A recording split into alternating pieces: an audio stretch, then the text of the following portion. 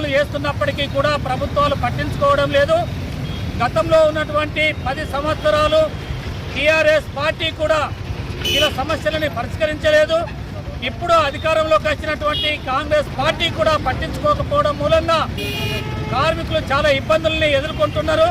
ప్రధానంగా సప్పులు వేసి ఏ ఉపాధి లేక సొంత డబ్బులు పెట్టి కొనుగోలు చేసుకొని ఆటోలు కానీ కార్లు కానీ వీటిని కొనుగోలు చేసి ఈరోజు సొంత డబ్బులతోనే ఉపాధి పొందుతుంటే దాని పట్ల కూడా ప్రభుత్వాలు ఏమాత్రం కూడా శ్రద్ధ చూపట్లేదు.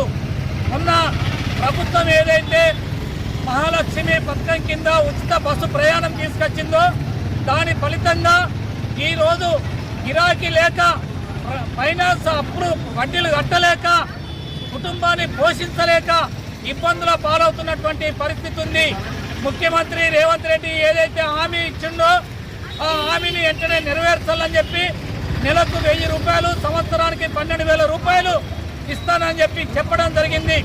అదేవిధంగా వీరికి ఒక సంక్షేమ బోర్డును కూడా ప్రభుత్వం ఏర్పాటు చేస్తానని చెప్పి అన్నారు.